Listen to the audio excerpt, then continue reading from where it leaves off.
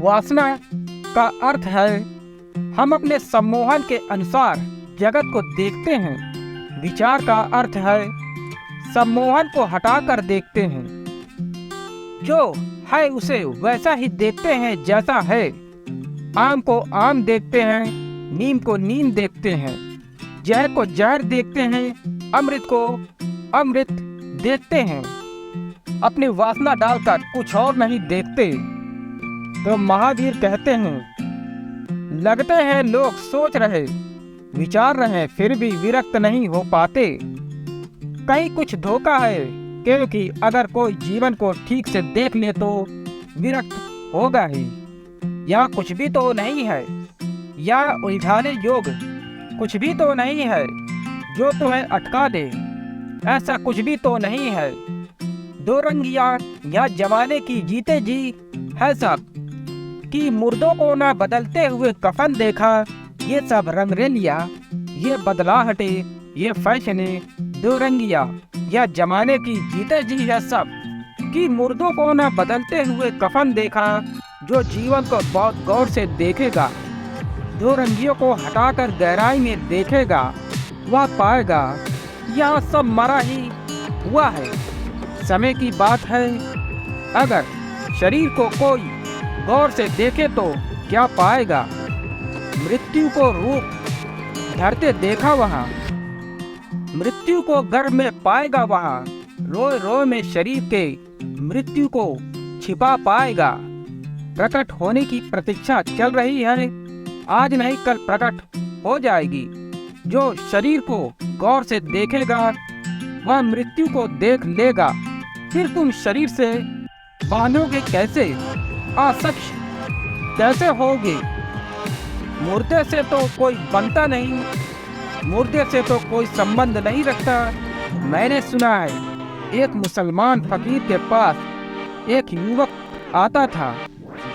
वह युवक कहता था कि मुझे भी सन्यास की यात्रा करनी है, मुझे भी सूफियों के रंग ढंग को भाते हैं, लेकिन क्या करूं, पत्नी है और उसका प्रेम बड़ा निराला है।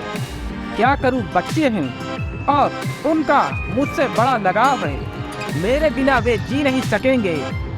मैं सच कहता हूं, वे मर जाएंगे। मैं पत्नी से संन्यास की बात भी करता हूं तो वह कहती है फांसी लगा लूंगी। उस फकीर ने कहा, तू ऐसा कर, कल सुबह मैं आता हूँ, तू रात भर एक छोटा सा तुझे प्रयोग देता हूँ, इसका अभ्यास कर ले और सुबह उठकर एकदम गिर पड़ना।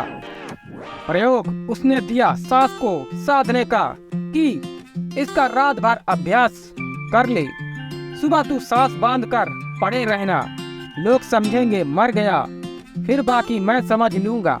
उसने कहा, चलो क्या हर्ज है, देखने करके क्या होगा इससे।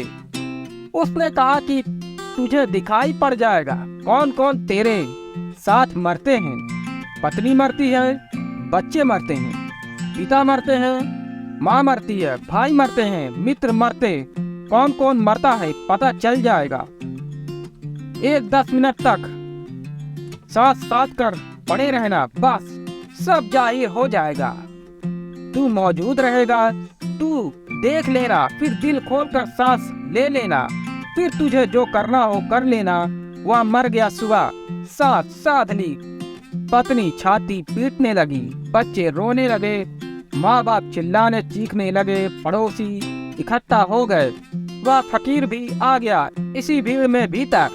फकीर को देखकर परिवार के लोगों ने कहा कि आपकी बड़ी कृपा, इस मौके पर आ गए, परमात्मा से प्रार्थना करो, हम तो सब मर जाएंगे, बचा लो किसी तरह, यही हम सबके सहारे थे। फकीर ने कहा, घबराओ मत, यह बच सकता है, लेकिन मौत जब आ गई तो किसी को जाना पड़ेगा।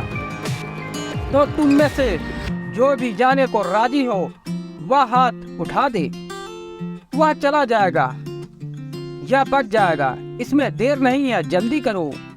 एक एक से पूछा, पिता से पूछा, पिता ने कहा, अभी तो बहुत मुश्किल है, मेरे और भी बच्चे हैं, कोई या एक ही बेटा नहीं है, उनमें कई अभी अविवाहित है, कोई अभी स्कूल में पढ़ रहा है। मेरा होना तो बहुत जरूरी है, कैसे जा सकता हूँ? दृष्टि आ जाए तो वैराग उत्पन्न होता है। उस घड़ी उस युवक ने देखा, इससे पहले सोचा था बहुत। उस घड़ी दर्शन हुआ, इसके पहले विचार बहुत किया, लेकिन वे विचार न थे, विवेक न था, क्योंकि उनसे वैराग न फलित होता था, उल्टा राग फलित होता था। तो कसौटी है, जिसमें राग लगे वह विचार नहीं, वह भीड़ भाड़ है विचारों की।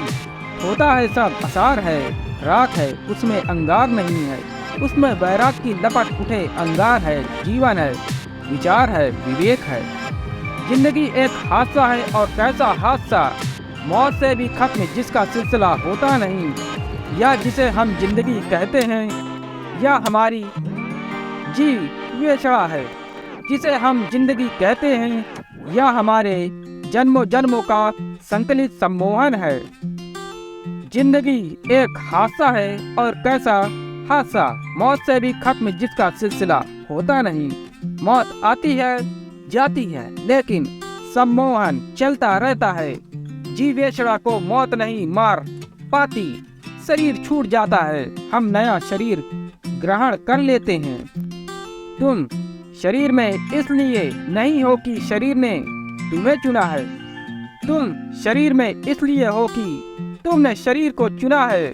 तुम दुख में इसलिए नहीं हो कि दुख तुम पर आया है, तुम दुख में इसलिए हो कि तुमने दुख को बुलाया है। महावीर ने मनुष्य को सीधा मनुष्य के ऊपर फेंक दिया, कोई सहारा न दिया, कोई सांत्वना न दी। नहीं कहा कि भगवान है, खेल खेल रहा है, उसका खेल है, घबराओ मत, प्रार्थना करो, उसका सहारा मिलेगा। कोई सांत्वना न दी। महावीर का धर्म सांत्वना रहित है, अति कठोर मालूम पड़ता है, लेकिन उतनी कठोरता हो तो ही कोई घर वापस लौटता है। कह दे हस्ती की भी तारीख बदल दूं तो सही, खेल समझे हो मेरा दाखिले जिंदा होना। कह दे हस्ती की भी तारीख बदल दूं तो सही, या जो जिंदगी और जिंदगी का जाल है और जिंदगी के बंधन है, इनका भी इतिहास बदल दूं तो सही। खेल समझे हो मेरा दाखिले जिंदा होना। एक बार कारागृह में आ गया तो अब कारागृह को भी स्वतंत्रता बनाकर छोड़ूंगा, ऐसा महावीर का भाव है। और महावीर ने ऐसा किया, कोई सहारा न लिया, कोई भीख न मांगी। महावीर जैसा अकेला कोई भी जीवन के पथ पर नहीं चला है। कोई न कोई सहारा आदमी खोज लेता है, सहारे के सहारे संसार आ जाता है, सहारे के सहारे फिर सब उतर आता है। एक के बाद एक सिलसिला लग जाता है। फक्र को मेरे बैराग है जज्बा इकसार से, जिनसे गुनू भी हो तो मैं भीख न लूं बाहर से। स्वाभिमान के विपरीत है, अगर प्रेमियों का पागलपन भी बाहर से मिलता हो, अगर भक्तों का भी पागलपन बाहर से मिलता हो, तो भी मैं भीख न लूं। स्वाभिमान के विपरीत है। इसलिए महावीर के विचार में प्रार्थना की कोई जगह नहीं है, विचार काफी है। विचार का ही सम्यक रूप ध्यान बन जाता है, ध्यान का सम्यक रूप समाधि बन जाता है। समाधि यानी समाधान। जीवन, तुम जीवन को ठीक से देख लो, वही मुक्ति है। आओ माया की गांठ कितनी सुदृढ़ होती है। सब लोग जानते हुए मालूम पड़ते हैं, सब लोग सोचते हुए मालूम पड़ते हैं। यहाँ बुद्धिहीन खोजना तो बहुत मुश्किल है, सभी बुद्धिमान हैं। फिर भी जब माया पकड़ती है तो सभी उसकी पकड़ में आ जाते हैं। गांठ बड़ी सुदृढ़ मालूम होती है, और गांठ कहीं इतने गहरे हैं, तुम जहाँ हो अभी वहाँ से कहीं ज्यादा गहरी तुम्हारी गांठ है। जब तुम गांठ से ज्यादा गहरे हो जाओगे तभी गांठ खुल जाएगी। इसलिए असली सवाल भीतर यात्रा का है। अपनी गहराई से गहराई खोजनी है। तुम जिस चीज के ज्यादा गहरे उतर गए उससे ही मुक्त हो गए। जन्म दुख है, बुढ़ापा दुख है, रोग दुख है, मृत्यु दुख है। आओ संसार दुख ही है जिसमें जीव क्लेश पा रहे हैं। जन्मम दुखम जरा दुखम रोगाया मरणाड़िया। आश्चर्य महावीर कहते हैं सब दुख है फिर भी लोग पकड़े हैं। दुखी दुख है फिर भी लोग छोड़ते नहीं। मूर्छा बड़ी गहरी होगी इसलिए कहते हैं आश्चर्य है। लोग अपने ही पैरों से कारागृह में चले आ रहे हैं। आश्चर्य। लोग अपने ही हाथों से अपनी जंजीरें ढाल रहे हैं। आश्चर्य। और लोग रोते भी हैं, चिल्लाते भी हैं कि मुक्त होना है कि आनंदित होना है। और जो करते हैं वह बिल्कुल विपरीत है। जो करते हैं उससे बंधन निर्मित होता है। तो लोग जो कहते हैं उस पर ध्यान मत देना। लोग जो करते हैं उस पर ध्यान देना। लोग क्या कहते हैं या तो छोड़ ही देना। अक्सर तो ऐसा होगा। लोग उल्टा ही कहते हैं, उसका भी कारण समझ लेना चाहिए। लोग उल्टा कहते हैं कि उस तरह से वे अपने को संतोष बनाए रहते हैं। अपने हाथों से तो वे बनाते जाते हैं कारागृह और अपनी वाणी से गीत गाते रहते हैं स्वतंत्रता का। यह स्वतंत्रता कारागृह के मिटाने के काम नहीं आती। यह स्वतंत्रता की बातचीत कारागृह को दबाने में सुविधा पूर्ण है। कारागृह भी बनता जाता है। स्वतंत्रता की बात भी चली जाती है। तुम देखते हो दुनिया में सब तरफ ऐसा होता है। राजनीतिक शांति की बात करते हैं, युद्ध की तैयारी करते हैं। सारे राजनीतिक कबूतर उड़ाते हैं शांति कपोत।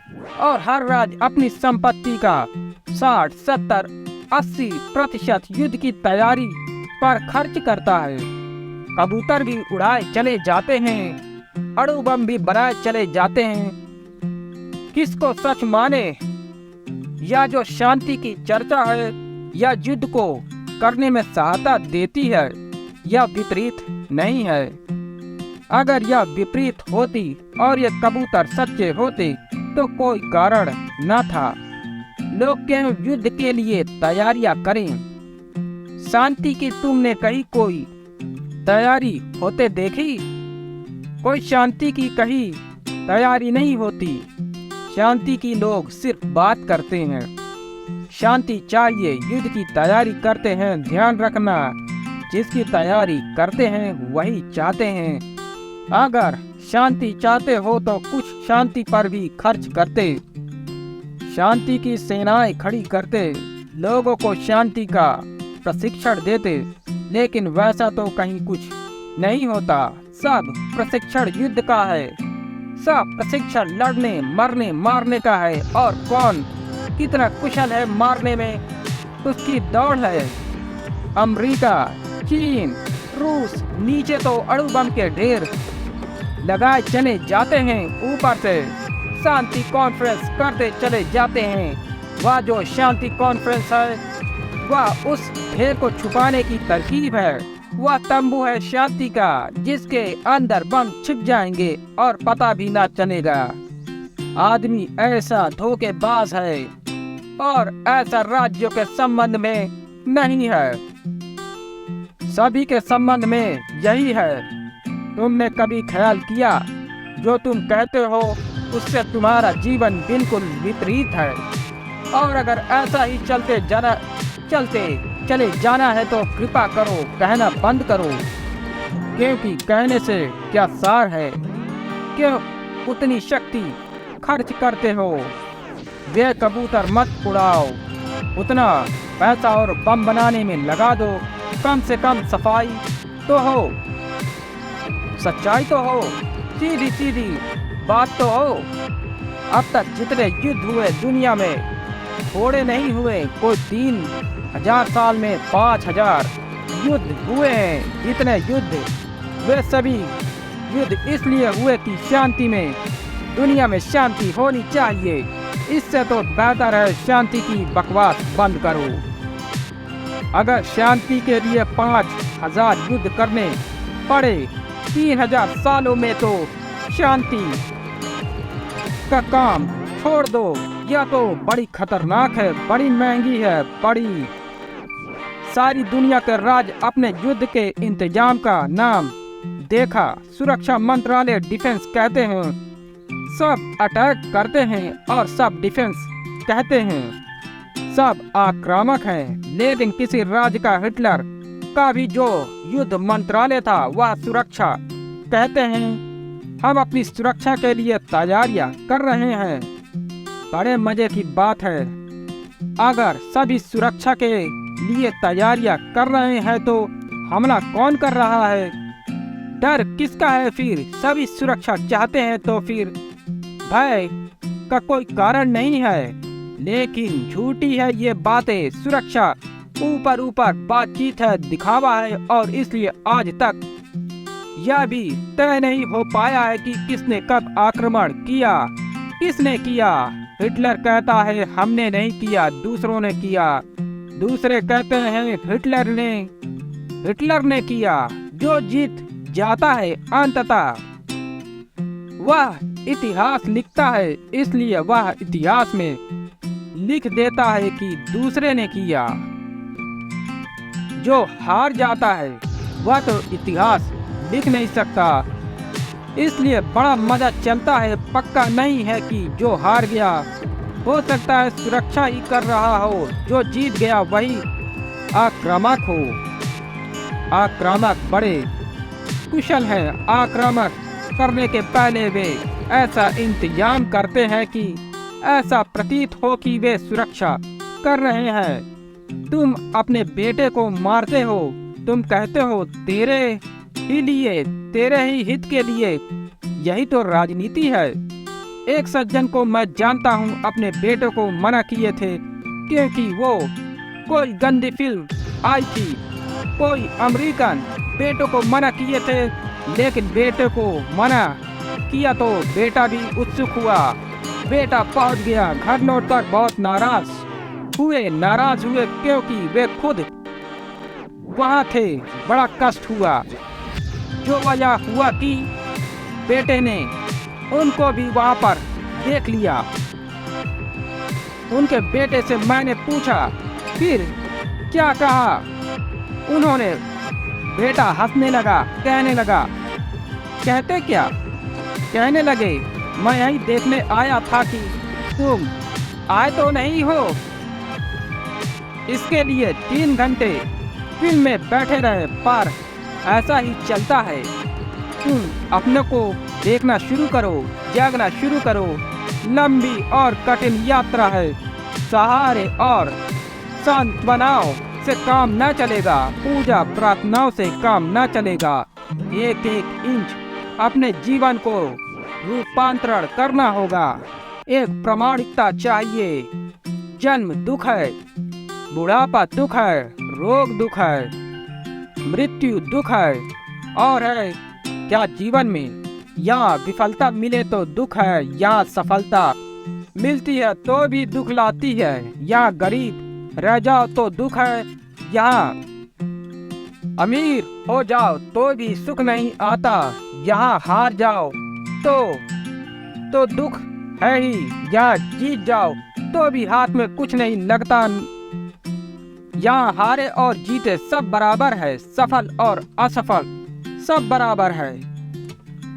आहो संसार दुख है जिसमें जीवन क्लेश पा रहा है। आओ दुखो हु संसारो।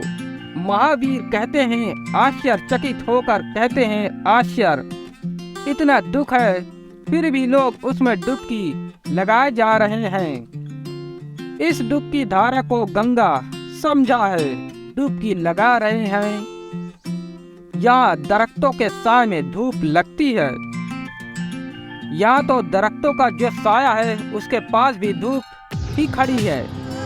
यहाँ तो साय में भी धूप लगती है, यहाँ तो दुख के साथ भी दुख ही खड़ा है और सुख के साथ भी दुख ही खड़ा है। यहाँ तो शांति के आसपास भी अशांति नहीं घेरा बांधा है। यहाँ दरख्तों के साय में धूप लगती है। चलो यहाँ से चले और उम्र भर के लिए जो जीवन को देखेंगे, जो जरा आंख खोलकर जीवन को देखेंगे, जो विचार करके जीवन को देखेंगे, जो विवेक से जीवन को देखेंगे, वे कहेंगे चलो चलो यहाँ से चले और उम्र भर के लिए सदा के लिए यही वैराग्य है। मुझे जिंदगी की दुआ देने वाले हंसी आ रही है तेरी सादगी पर। लोग जिंदगी की दुआ देते हैं कि खूब जियो, जुग जुग जियो। जरा पूछो भी तो किस लिए दुआ दे रहे हो? क्या पाया तुमने जुग जुग जीकर? जुग जुग जियो यानी जुग जुग दुख भोगो। सीधी कहो ना, काहे छुपाते हो? मैं विश्वविद्यालय से घर लौटा तो मेरी माँ, मेरे पिता, परिवार के लोग बड़े चिंतित थे। शादी शादी शादी डरते भी थे मुझसे पूछने में, क्योंकि वे जानते रहे सदा से कि मैं हाँ कह दूँ तो हाँ और ना कह दूँ तो ना। फिर हाँ करना मुश्किल है तो पूछते नहीं थे सीधा, यहाँ वहाँ से खबर भेजते, कोई रिश्तेदार, कोई मित्र। तो मेरे पिता के एक मित्र थे, वकील थे। उन्होंने सोचा कि वकील आदमी है, यही ठीक रहेगा। उनको कहा कि तुम ही कुछ समझाओ। वकील ने कहा समझा लेंगे, बड़े मुकदमे जीते हैं, यह भी कोई बात है। वकील तैयार होकर आए। वे मुझसे विवाद करने लगे कि शादी के क्या क्या लाभ हैं। मैंने सब सुना। मैंने कहा सुनो, अगर तुमने सिद्ध कर दिया कि शादी में लाभ है तो मैं शादी कर लूंगा। अगर तुम सिद्ध ना कर पाए तो तुम्हारी तरफ से दाव पर क्या है? तुम छोड़ोगे पति, तुम छोड़ोगे पत्नी, बच्चे? अगर सिद्ध हो गया कि शादी ठीक नहीं, एक तरफा, तो मत करो। वे थोड़े चौके आदमी ईमानदार थे। उन्होंने कहा यह मैंने सोचा ना था कि मेरा भी कुछ दाव पर लगेगा, तो फिर मुझे सोचने दो। मैंने कहा कि तुम सोच कर ही आना, अगर मैं हार गया तो उसी वक्त तैयार हो जाऊंगा। फिर यह भी फिक्र न करूंगा किससे शादी करते हो, कर देना किसी से भी। अगर नहीं हार पाया तो फिर घर लौटकर नहीं जाने दूंगा, छुट्टी लेकर ही आना। वे कभी आए भी नहीं। रास्ते पर मुझे मिलते थे, इधर उधर बचकर निकलते थे।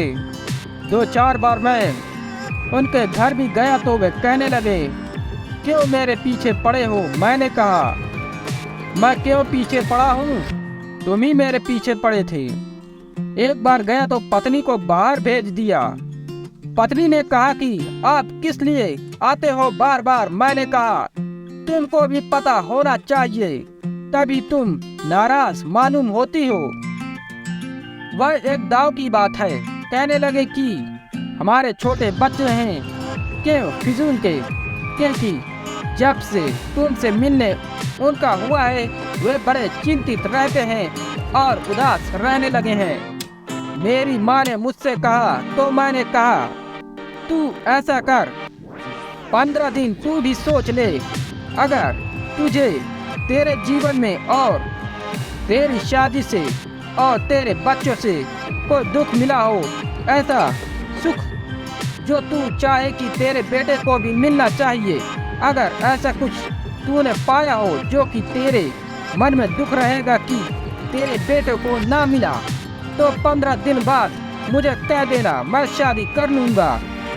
और अगर ऐसा कुछ भी ना हो पाया, दुखी दुख पाया हो तो इतनी तो कृपा कर कि मुझे चिता दे, मुझे बता दे कि दुखी पाया है, तो किसी भूल चूक से मैं ना उलझ जाऊं।